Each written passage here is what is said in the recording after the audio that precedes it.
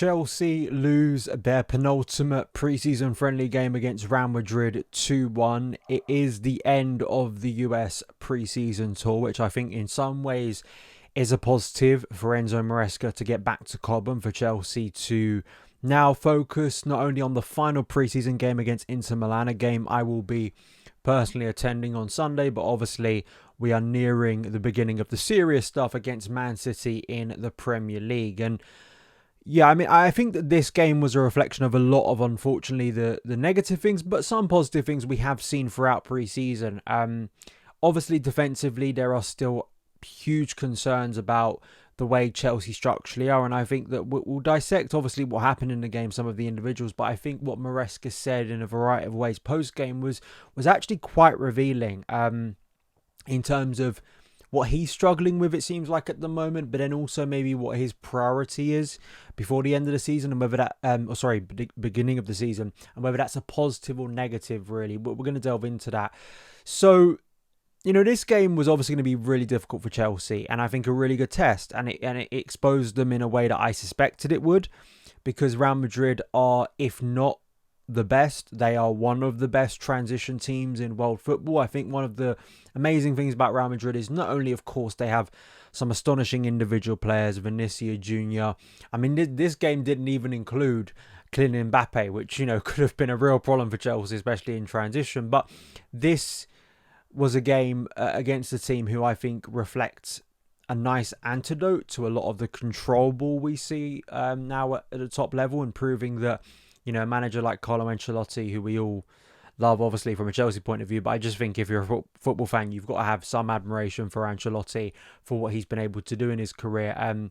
They prove a really strong antidote at times to this kind of very positional play, where they have individuals, quality individuals, they give those individuals the license to express themselves, and it is really impacting, you know, in a big way. And you know, I think for Chelsea, it was a good lesson. Once again, they faced some high-quality opposition in this pre-season. They really have. And I think that in some ways, you'd hope that is good, because maybe things get slightly easier when you aren't playing the best of opposition. We're probably not going to be playing, well, obviously not going to be playing Real Madrid again this season, because we're not in the Champions League. But, you know, I think that for Chelsea, there are some serious questions. I think defensively, let's start off there. Chelsea have conceded, 12 goals in 5 games. I could instantly look at the fact that Chelsea have kept, for me, their best defender, or at least best performing defender at the end of last season at home, and are willing to sell him. There's that side of it too. But then also just structurally, Chelsea look a bit of a mess. And Enzo Moresca spoke after the game about this high line, because Chelsea were exploited continuously by Real Madrid behind that high line. Some really good passes that led to not only the Lucas Vázquez goal, but also the Díaz goal, sort of 10 minutes after, about that.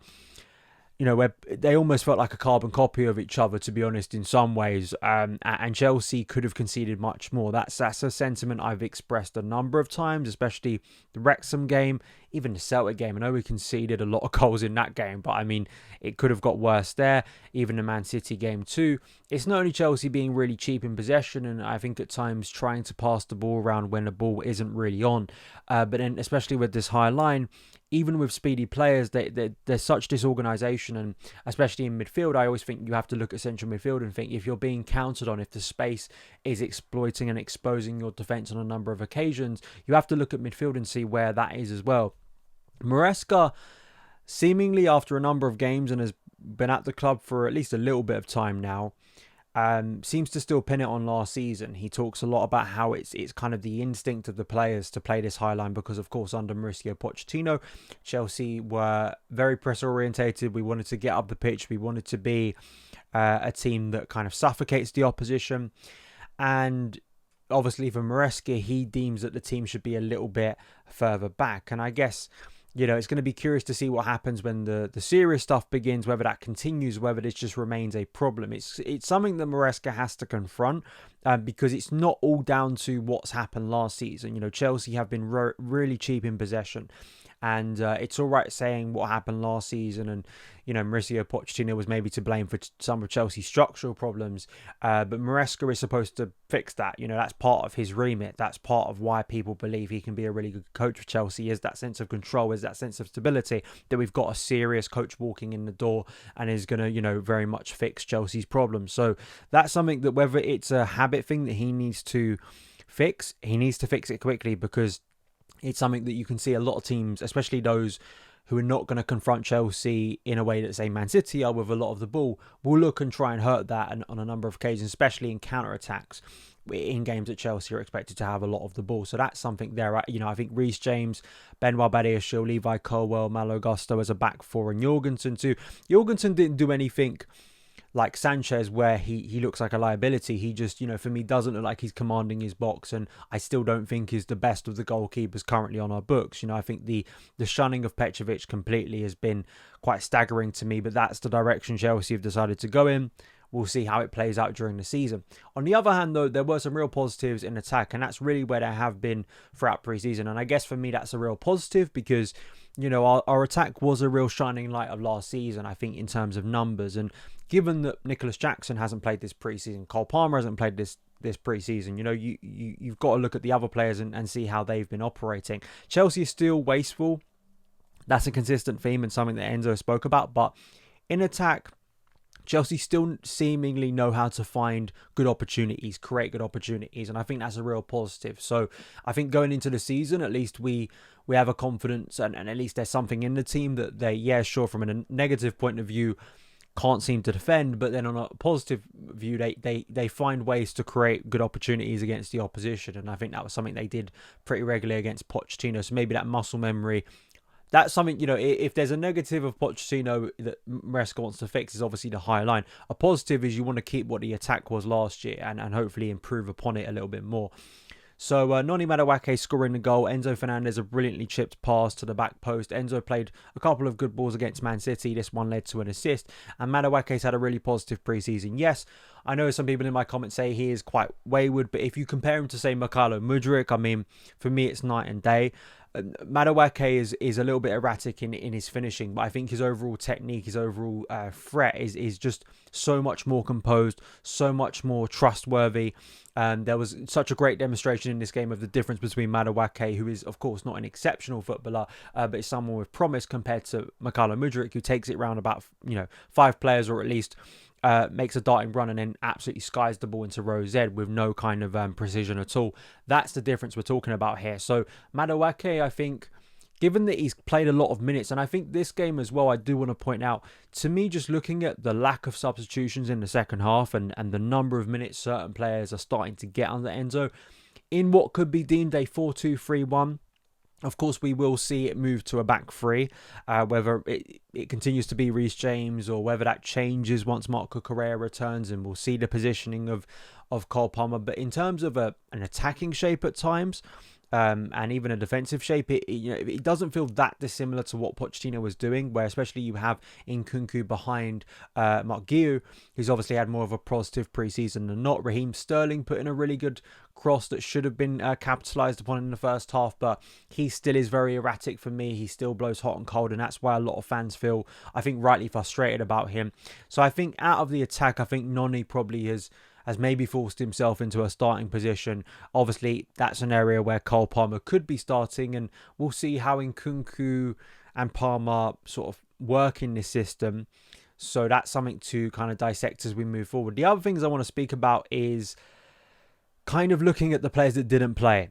So Robert Sanchez didn't play in this game, but Ben Chilwell continues not to be played now. He isn't even getting off the bench, which I think is a real red flag for him personally, because Cucurella is about to come in and probably take a starting spot, we suspect. I mean, Malo Gusto, again, I'm not opposed to him starting on the left. I think he's a better defender than Marc Cucurella, and I think over time he'll prove to be a better player than Marc Cucurella. But of course, Cucurella is on a rich vein of form, and there kind of just seems to be a natural feeling that he would at least remain. What happens with Ben Chilwell now, I think, is going to be of big interest. Will anyone step forward with a big enough offer to tempt Chelsea to sell? Because I'd be quite amazed if it's a repeat of the Gallagher situation where you get a foreign team come in and try and sign him. I think if he's going to be sold by Chelsea, it will be a Premier League side. It's whether a Premier League side comes in and presents an offer. Tosin didn't play in this game after quite a difficult evening against Man City.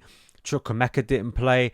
Keenan Dewsbury, of course, did play, came on in the second half. Leslie Ogachukwu didn't play. Renato Vega, we really haven't seen that much of a pre-season, so I guess a conversation about whether he will remain a Chelsea player or whether they deem him better to go out on loan. Of course, he got the Conference League coming in, and I think a real disappointment of this pre-season for me has been Tyreek George. Not in his own performances, it's just he hasn't played, and that I think is a real shame. So again, could he be eyeing up a loan? Could certain of these players, and I think a point that people have made, and rightly, is when they return to Cobham, it's just a ridiculous size of squad. It's over like 40 players. It has to be massively trimmed down. Even if Chelsea continue to brief how long this season could be for them, it still needs to be a lot trimmer of a squad, because just naturally for Enzo Moresca it becomes an unmanageable situation, which another younger coach or inexperienced coach, I think you could argue, or someone who, you know, walked in with not a massive CV in Graham Potter, really struggled with. So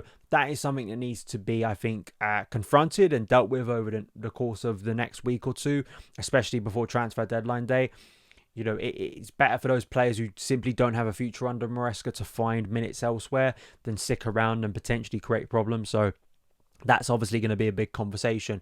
The other thing I wanted to speak about before we wrap up here is Moresca spoke about how he's very excited to get back to Cobham. He's very excited to, you know, for him, he kind of feels like pre-season was really before we started playing games, and he'll feel that is the case now back at Cobham. In some ways, I understand it. As a new coach, you want to have that one-to-one time with the players. You want to go in that more relaxed environment, and especially the trying to instill a new system.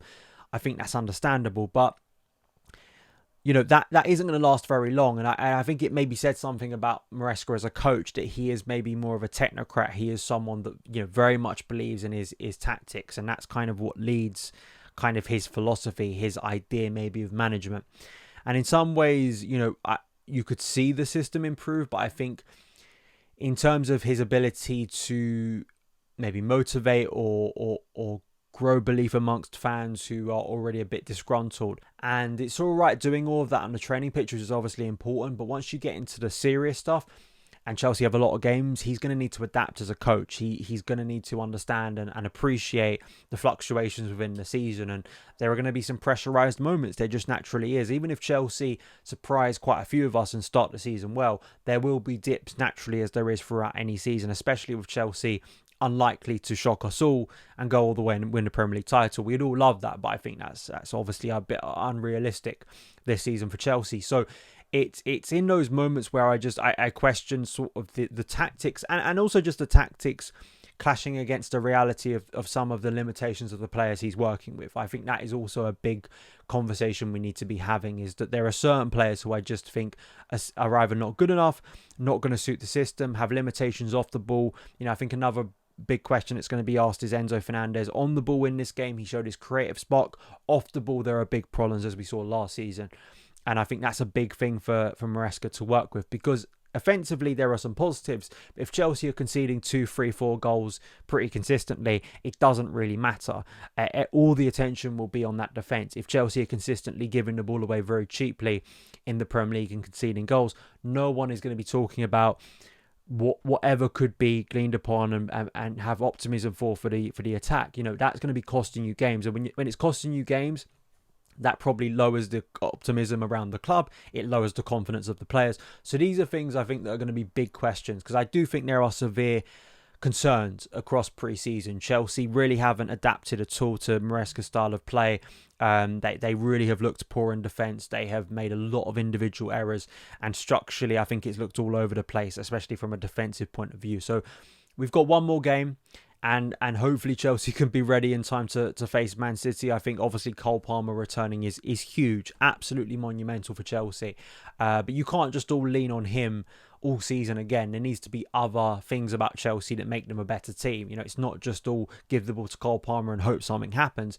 it's also structurally, are we good enough in defence? Are we good enough in midfield? What is the team looking like when they're passing out from the back? Are they confident? Do they have the flexibility when a ball is not on to maybe play long to a centre forward? Because that's just a smarter option than losing the ball cheaply because we're trying to play a brand of football and we concede a goal and it hurts us massively when stuff gets serious. So those are my thoughts. Let me know yours. We've got one more preseason game and then the serious stuff begins. That is all for today's show, for today's podcast.